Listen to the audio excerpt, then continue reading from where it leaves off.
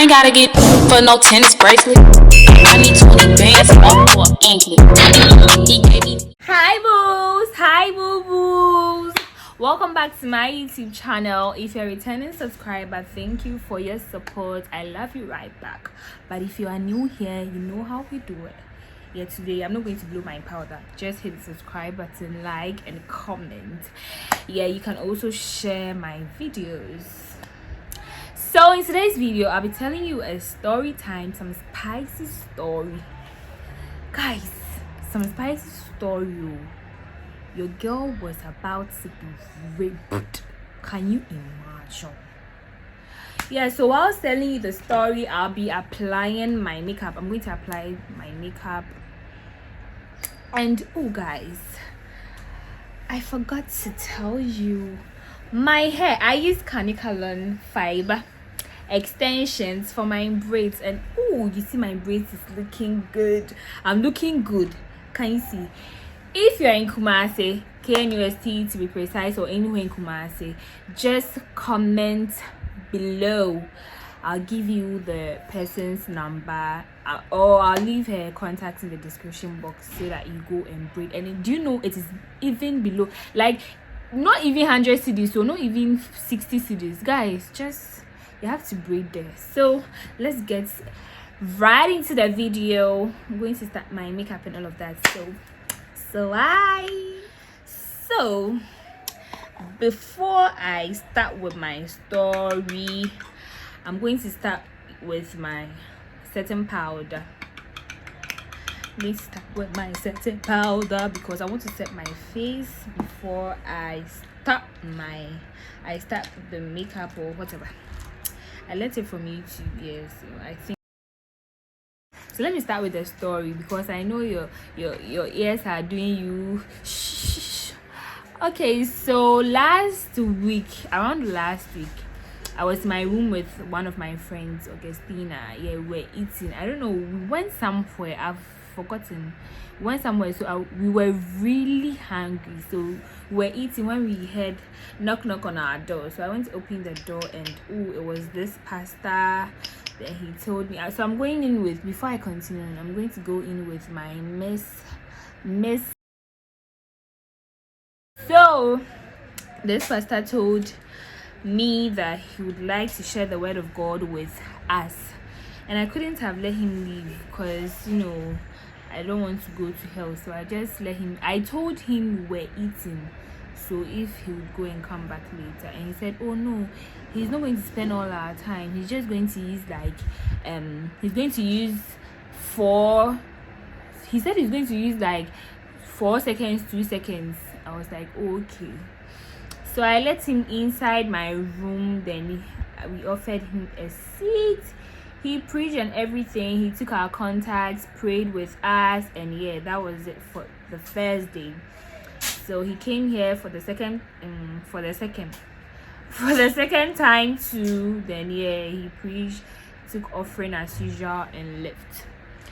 Then the third day he came here, I was alone, guys. I was alone. When he came here, he asked of my roommate, and I told him she wasn't around, and he was like, oh, okay. So I can't find my how do I say that egg something. I've forgotten the name. I can't find it. See, this shade is dark. It's darker. So it has made my face dark. But don't worry. My color will pop after the makeup. Just watch and learn. So this pastor asked me, I gave him a seat as usual, like how we do it. Then he started preaching, talking about my ring lights, my iPhone. He asked me who bought me my iPhone. Then I told him my parents, my mom bought me the iPhone. And he was like, am I sure if it wasn't a guy who bought it for me? And I said, oh no. If it was my boyfriend who bought it for me, I would have told you the truth, because why should I hide the truth from a man of God? So we're preaching. He told me to bring my offering as usual for prayers. I should say whatever I want God to do for me on the money. Then. Yeah, so I applied the second foundation off camera. My face is still looking dark, but I think it's manageable. Yeah, so let me continue with the story. So this pastor told me to get up, raise my hands up for us to pray. So I did just that, and we started praying. He told me to pray for my family and all of that. So we're praying. Then all of a sudden, guys, my face is looking dark. Let me go and correct my face and come back again. Okay. So this pastor told us to pray. So we're praying. While I was praying, he touched my forehead like this, and he was praying for me. God should do this, do that, and he started saying, "Come out." So he was doing, "Come out, come out, come out, come out, come out, come out." I didn't fall, but he wanted me to fall, so he was kind of pushing me. Me too. I wasn't ready to fall because I was in straight dress and it wasn't short. And he was saying, "Come out, come out, come out, come out." Then the next minute, his hands was going down from my forehead to my chest. It was going down. "Come out, come out, come out, come out." Then this pastor started pressing my breast. "Come out, come out, come out." I was like, "Hey, please, you are hurting me. Hey, is it part of the prayers? Because who does that? Who presses someone's breast without her permission or something? And even moreover, you're a pastor, so why should you press my breast in the first place?" Then he said, oh, I'm sorry. But this one, it didn't look like it wasn't intentional. It was, because when you say you are pressing my breast, still now you are pressing my breast. Maybe breast now the battery feelings. So I didn't want to get upset because he's a man of God. So yeah, he apologized, and we continued praying. So when he closes his eyes, I open mine. So everything looked sound funny to me, but I didn't want to react because I respected him as a man of God. So I didn't want to act rude to him. So he told me to put my hands around him. I ended at where he told me I should put my hands around him. When I put my hands around him, do you know what happened next? Let me draw my eyebrow.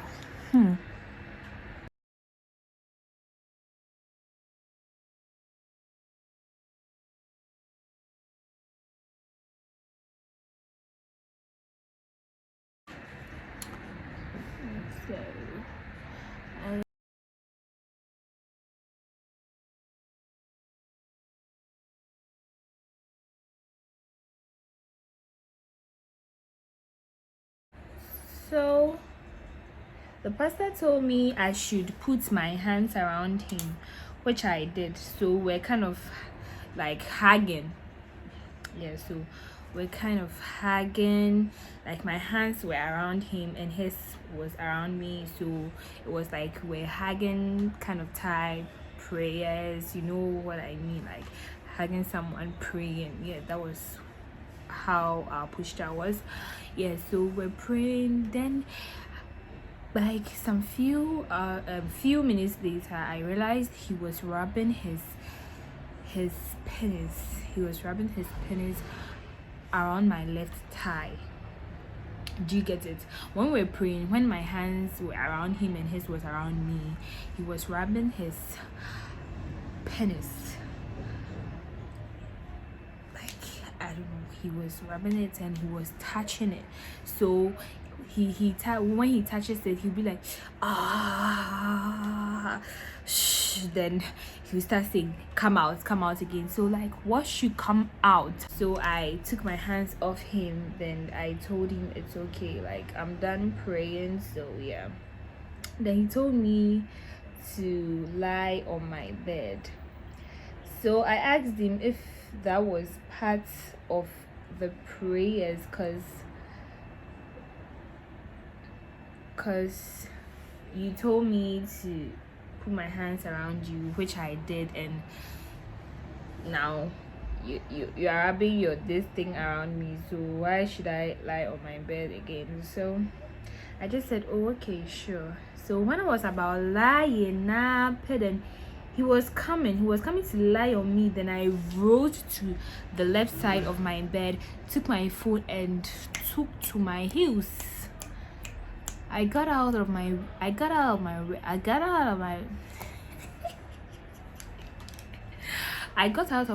room running. So I went to my friend's room I told him he should follow me to my room. He followed me to my room. When we got to this room, when we got back, the pastor was comfortably sitting in the chair, and he was like, we should take our prayer life serious. We should come for prayers every Tuesday. It's like this pastor was acting like nothing has happened, and it was funny. I was like, wow, this pastor can really act. This pastor can really pretend, because you touched your dick in front of me. You were rubbing it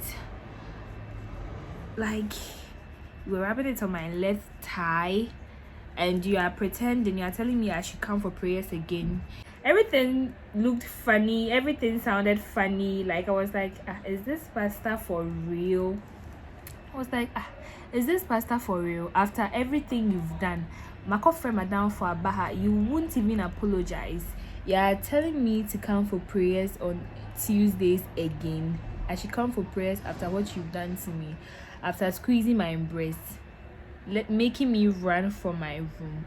When I got out of my room, I realized half of my boobs were out of my bra. Like, he really pressed my breast, and I have to go to the hospital to check, because it was paining me the day after. So this pastor left my room after he was done talking and everything.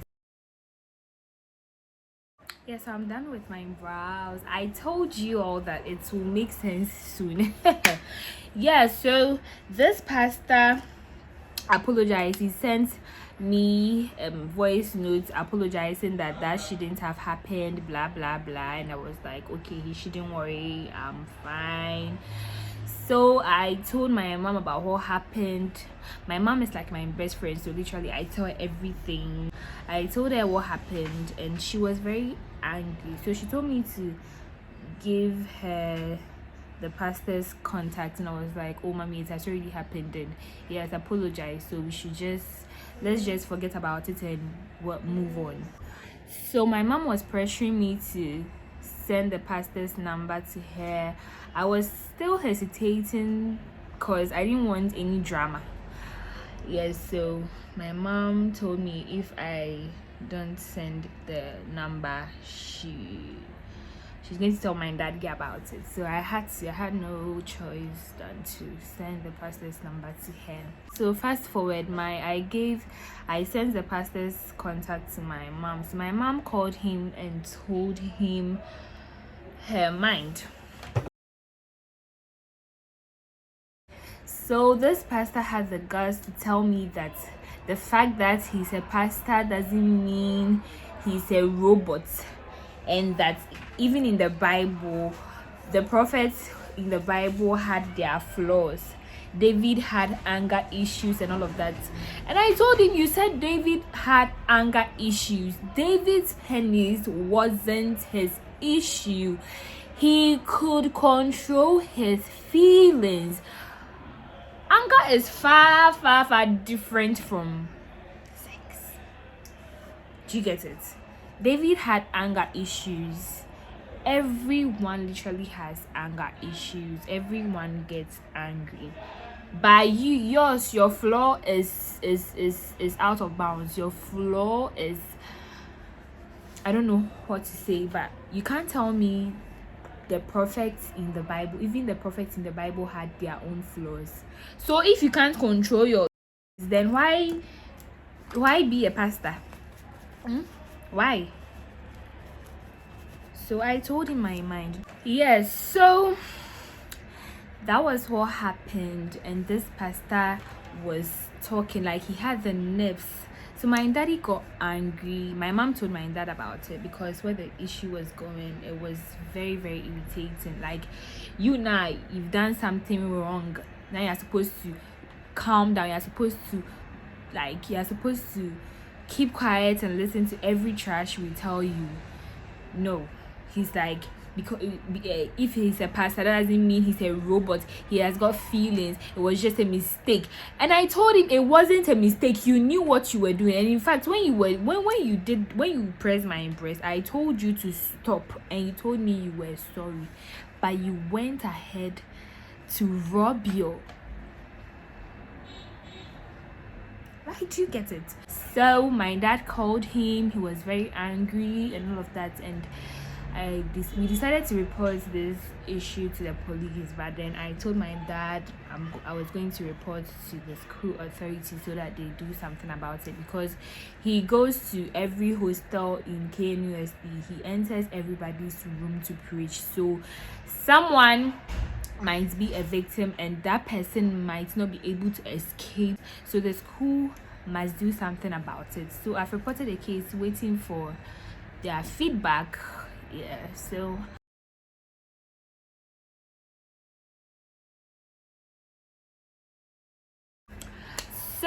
I'm done with my makeup, and today the makeup didn't go well, but the fun is yeah. So I'm feeling my braids. Yeah, so I'll make sure I update you guys on what will happen next. Yeah, so don't forget to like this video, subscribe if you haven't, and turn on your post notification bell so that you don't miss any of my videos. Thank you for watching. I love you. Mwah.